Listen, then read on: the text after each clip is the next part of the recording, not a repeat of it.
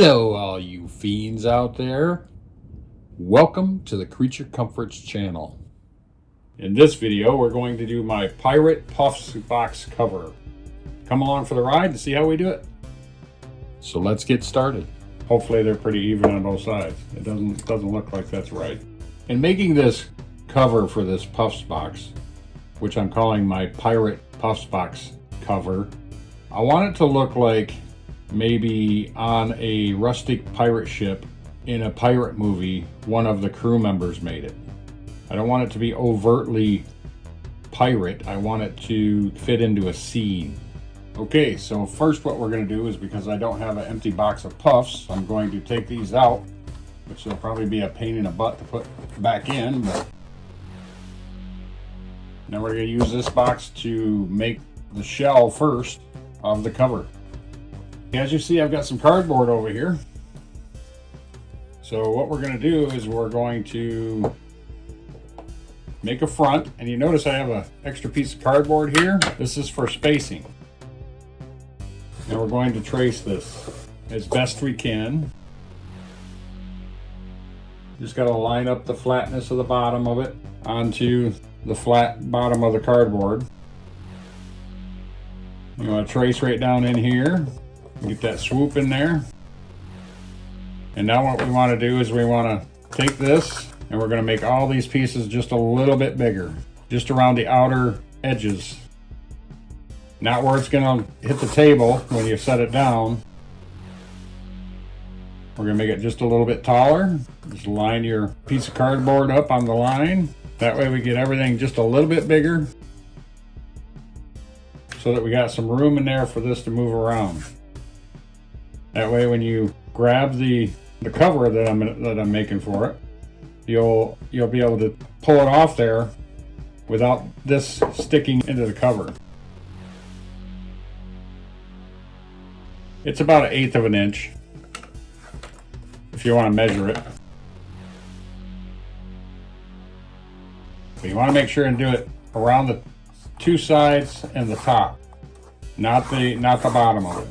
The bottom of it will make it sit up higher, and then this won't match. But we're going to do that on all the pieces. If you want to, you can take a ruler. You can even eyeball it just a little bit. You just want enough space for that Puffs box to fit in there. I mean, if you want to be precise and measure it, you can. I'm just going to eyeball it. Now I got the front and the back. Don't really need to mark the front, but now we'll make the two sides. Because the Puffs box is so shiny, it moves around a little bit. Just keep an eye on that when you do it. This is a cover anyways. It doesn't need to be perfect because we're going to be covering it with something. So now again, because this is the bottom part of it, rests on the table, we want to do this side, and this side to add the extra to it. It doesn't really need to be precise. It's just cardboard. It can flex here and there and stuff like that.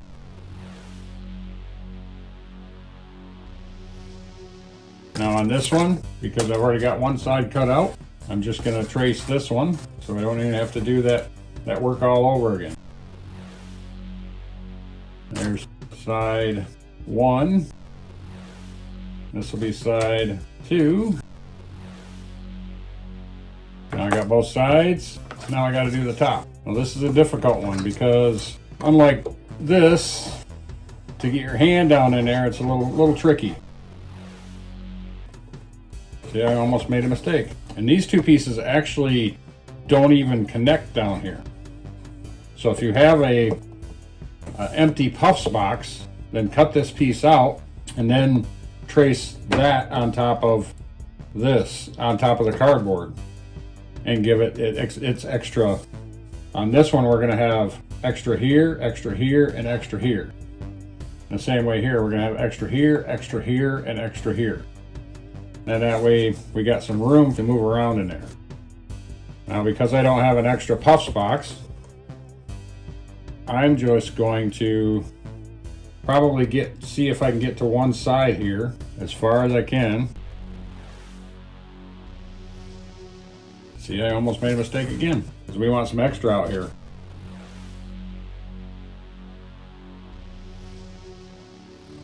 Now, what I'm doing here is I'm going to make one side, and then I can flip that side over and do the other side. Hopefully they're pretty even on both sides. It doesn't look like that's right.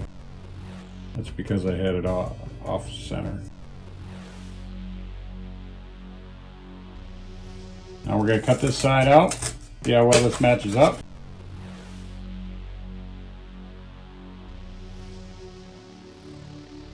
And now because I've done the extra size, all I got to do is trace this one out.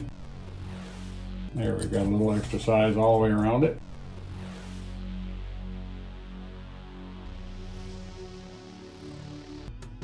So what we're going to do is we're going to tape this all together.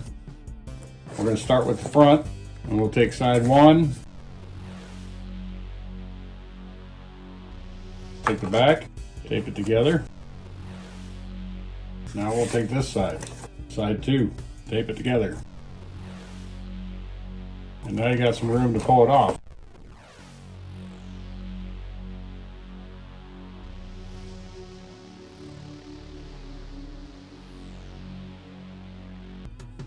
We got all the seams all taped up, so it's pretty secure. And it slides right over top of it pretty easily because we made that extra space all the way around. I got some shims here. What we're going to do is we're going to set these up straight, and we're going to trim each one of them off. You can do this with a razor. Just make sure you got something to cut on top of it, and be careful with the razor.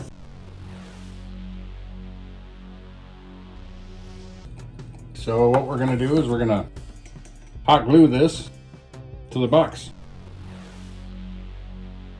And with these shims, they got a wider end and a more slender end, so it makes different levels in it as it's going through, so it looks nice and aged that way.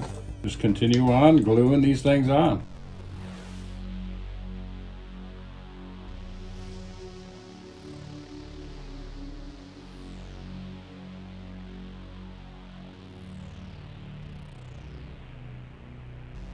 I'm going to do this one, and then just to show you it can be done with a knife, I'll continue on and show you as I'm working along. Alrighty, we got the front of it done. Notice how it's got all these different levels in it. That's what makes it look old. And then I got a crack here, which I decided to put in anyways. It makes it look more old. But that's just two shims. And these are door shims, by the way. You can buy them right at Home Depot. Door shims, window shims. I think they're probably $2 or $3, $4, somewhere in there. Makes a little bit of a mess. You run into pieces like this you can't use because they're too short. But that's pretty much two shims except for this little bit left over. And they go a ways, as you can see. But I'm going to continue on and finish up the rest of it, and then I'll show you when it's done. Once I get to a spot where I think I need to inform you about something, then I'll put it on camera so you can see it. With these shims, they're not equal.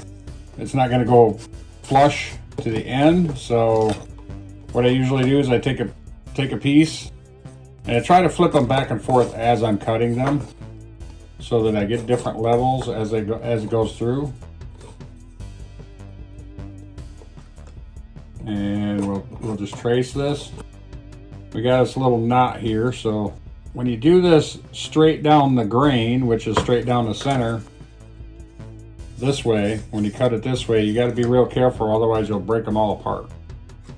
Just go slow, and then when you get to the end, kind of push it down a little bit, especially if you're using a razor. But we'll cut this one all the way across first.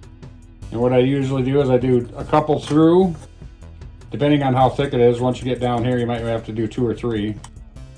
And then do it on each side. And once you see it on each side, you can see the marks where it's at. I just freehand a line in between, and then you get little strands in the center. So I take my knife and just carefully just kind of saw through it. Pull your finger off to the side, and that way it evens it all out. Now we gotta go some more down the center. Toughest part's gonna be this knot, because there's a little knot in it. So we're gonna cut that once we get all the way through this. This is just a tougher one because of the knot. If they don't have any knots, then they're not usually this big a deal. With a knot, you have grain going this way, and then you have grain going in circles right there, so it's a little tougher to cut. We'll see if this will pull apart. Yep, pulled apart.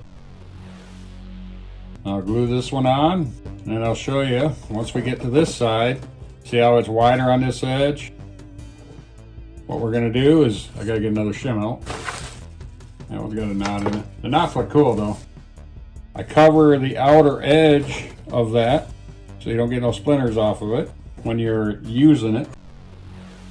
These thinner ones are pretty easy to cut. Sometimes you don't even have to do the edges or the back, but I would suggest it just because that way you don't split it all apart when you're trying to break it off. And as I said, glue over top of this edge. That way it gives you a nice, crisp, clean corner. Get that knot to show.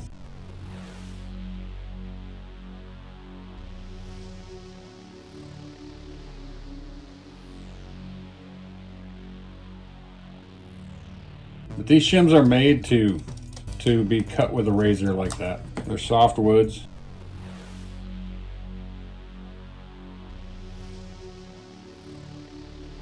Just rinse and repeat all the way through it. Figured I'd show you how I'm doing this side.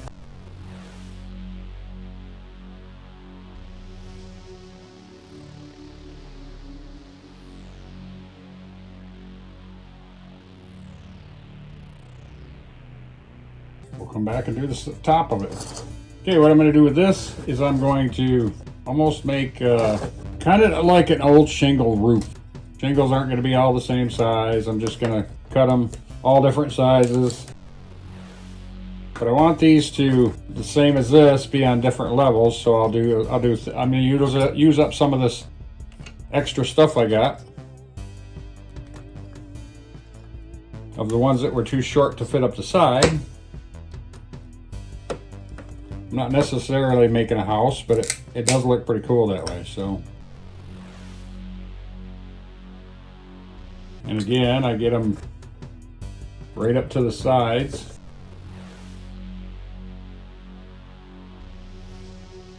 Like these, I'm going to go halfway in between, like halfway in between the other ones on the seam. Just to give it a little different look than the bottom half of it.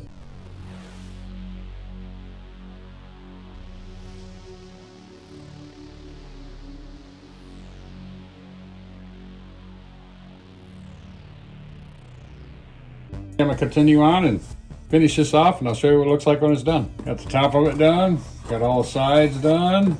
If you choose to do this and use a razor blade, these small ones are tough. If you have a bandsaw or a little coping saw or something like that, then they might be a little easier. But I like the distressed look of it, so even if it cracks or anything like that, it looks fine to me. It's the whole point in doing this. We'll try it on there. Goes on really nice, comes off really nice. So I got my trusty torch out again. We're gonna flame seal this wood and make it look more old and aged.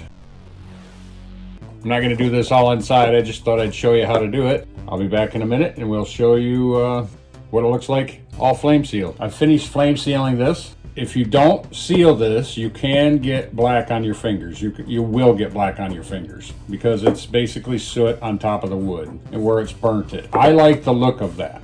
I'm not going to seal mine, but you can use a flat sealer, a gloss sealer, a semi-gloss sealer, whatever you want to use on it. You can use Mod Podge, you can use water base, whatever you want. I've found that you can wipe this off with a paper towel and not get as much black on your fingers. Very, very little at all. But I like the natural look of it, so that we'll continue on and we'll do the next step. So we're gonna wrap some of these areas that are, you know, seams and areas where your hand will touch with jute. I'm gonna use the big jute to do this. Probably a combination of both, big jute and little jute.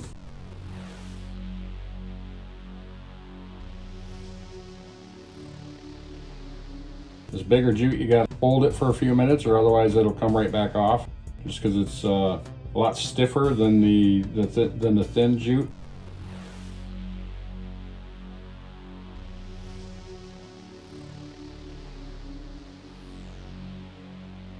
We'll let this cool for a couple minutes. And I'm going to trim this off right at the edge just like that one.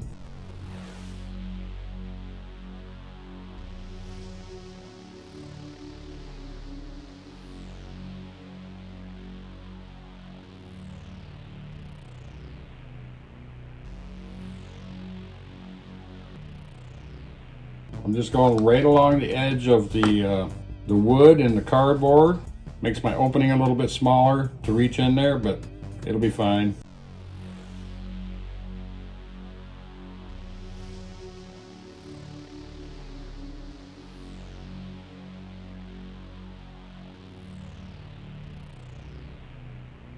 All right, now I'm going to go this way around the outer edge of the top.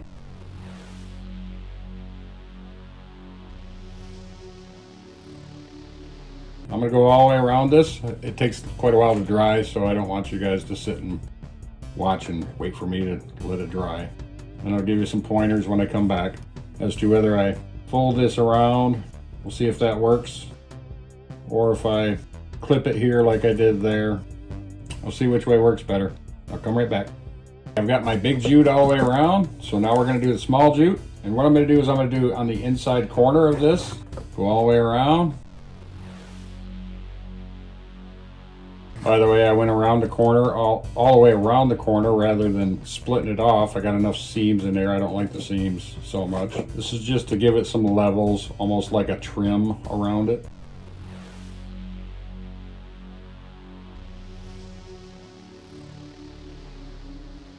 Okay, we'll come back after I finish that. Besides that, it's starting to rain and I don't want you guys to hear it hit my roof. Now we've done the top edge. Now we're going to go underneath it all the way around and then come around this.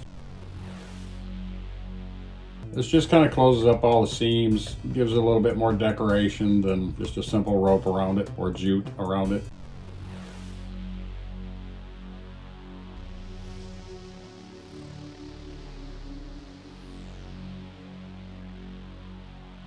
I'll finish this up and come back and show you the next part. Now, we're going to do one around the bottom. We'll do a big one and go start in the back.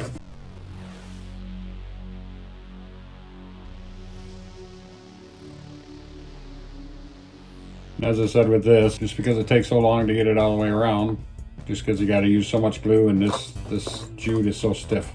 So I'm going to come back when it's done. Okay, I found out that if you got some of these spring clamps, you can get them right at Harbor Freight for cheap. Going around the corners while this is drying, you can just hold it right there and you don't have to hold it with your fingers. Just a pointer. Now we're going to do one at the bottom, just on the top side of the big jute. We're going to start right in the same spot where we started on the other one. And I found that those clamps really help because this is different levels as it goes through. It helps kind of formulate that jute right to those levels. Like this is a thicker one here than a thinner one, and it helps clamping it on that thinner side so that it pushes that jute down in. The smaller jute, it doesn't really matter. Just enhances that the different levels to it when you look down the side of it.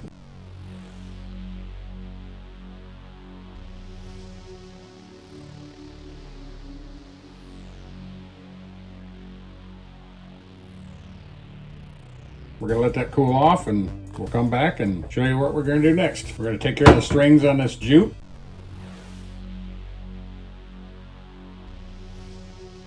Finish that off and come back and show you what it looks like. And there you go, a Pirate Puffs box cover. It could be considered a Western feel. It could be considered maybe a farmhouse feel. Maybe even if you didn't do the flame sealing on the wood, might look more farmhouse. But this is my Pirate Puffs box cover, and I just thought I'd show you. This one's the Puffs, and this one's the Kleenex. I don't have any Kleenexes right now, but as you see, I used just macaroni or spaghetti. It was one of the bigger boxes just to do that. You don't have to use heavy duty cardboard, but I figured this would hold up longer. Thank you for watching. Subscribe to see further content. Leave me a comment. Let me know what you think. And like the video. See you all next time.